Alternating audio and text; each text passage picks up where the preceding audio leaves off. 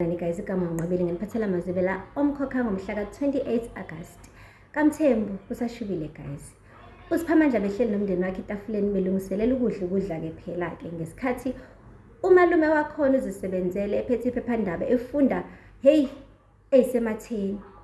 Ubekade wabala kamagama ethi kunoqhekeko ebandleni lamaJudiya ukhulekani Lusi wamane wabona uSiphamandla ukuthi ngeke vele lezi ndaba zikho mnandi. Wathi bathandekayo ngisacela sidleni, asiqale ngokukhuleka kuqala, mase siqedile ukukhuleka sidle sikhohle yonke lento eyenzakalayo.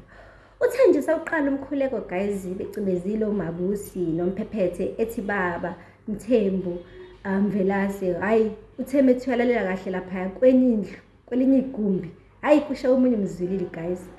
Ukhulekani nonkosikazi wakhe uNomkhosi bahlabelela phezulu futhi ngisho ungazama kanjani ukumziba ngeke umzibe guys ngoba hayi impela amaphimbo abekade loliwe impela. Yo angeke ngikwazi ngisho ukumlingisela guys ngoba umzilulo lapha yacula le yangane yacula uNomkhosi ubethi nje wonga amaJudiya mawahlangane ayobona ubaba mawahlangane ayobona ubaba nokhulekane ngazibekile phansi ubeshaya ngebhesi yena ethi ayobona ubaba mawahlangane ayobona ubaba begida guys.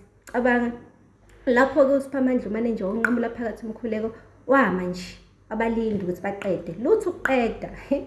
Uma uMabusi bandla wamhlikisa isandla umyeni wakhe ebona ukuthi inhliziyo idabukile ke manje akusemnandi etafuleni ngisho nalokudla bazokudla ngeke kusagwinyeka straight. Uthe sekudluleke imizuzwana wahamba kuMabusi eyokhuluma phela naye ke uNomkhosi woman to woman eyomtshela ukuthi lento akade yenza ekseni ayilunganga. Uthe ngimzwile ukuthi bengicula impela kumnandi ekseni angazi ukuthi bekwenze njani. Wathi ngeke ungaculi umoya kaMvelase uvunguza endlini. Wathi kodwa sikhumbuleke phela sisi ukuthi awuhlali wedwa la endlini. Uma sisicula phezulu kangaka siyaphazamiseka phela thina abanye. Wathi sisangikwazi ukuzilawula kuyimanje nje ukuthi angicule uyafuna ukungilekelela mawahlangane ayobona ubaba ngilekelele bo. Wathi Mabusi ngisasebhizi bandla ngisacela ukushiya. Waqhubeka waqoloda usisi babo mina ngiyazi lento esicula sakumbhinqa ke manje angiyazi lento akusemnandi guys akusemnandi futhi yabo manje sengathi ukholo siqala nokuhlehla kancane kulona sekuthi manje silwa ngezi silwa ngebandla angazi kodwa ke asazi ukuthi kuyophetha kanjani ngoba naye ukhulekana akayibekile phansi. Uthe mefika uSiphamandla ezomtshela ukuthi ubuthini kumina mawuthi omdala uzokhothamela omncane. Athi yini usungena amanzi amaduleni eqhaqhazela ndoda uyabona ukuthi ngempela imini oqokiwe akusiwena. Wathi uSiphamandla akunjalo bengifuna nje ukwazi ukuthi ubuqondo uthini. Wathi bengiqonde lokho engikushoyo ukuthi wena ubaba ngesikhathi ebhala ifa lakhe akashongo ukuthi uSiphamandla uzehlala ehlalweni. Wathi indlalifa wena uyona indlalifa umuntu oyindlalifa umlungisi okusho kona ukuthi wena wahlala ngokungekhona esihlalweni. Wathi uSiphamandla yazi ayingithusi yonke lento oyishoyo kodwa into engizokutshela niyodwa ukuthi isala kutshela sibona ngomopho. Wathi qhubeka uloku ngisabisa uloku ngiqalekisa vele nje ngiyabona ukuthi ugcobo lakhulu lapho wena wagcotshela ukuthi uqalekisane kodwa ngeke kwenzeke futhi ubhoko lika baba ngeke ulithole. Yangize ngithini kwena mfana wami hayi uSiphamandla wamane wehlisa umoya guys. Okubuhlungu kunako konke guys ukuthi uNdlovu naye hayi umndeni wakho sewuthathile wawutshela ukuthi nizozwa mina ke manje mina inhloka kuleli khaya ogane mina watshelwa kuba wayala ukuthi kumele ulalela indoda. So mina ngithi sihamba nokhulekana futhi akekho umuntu ozothi akasigibeli leso sitimela.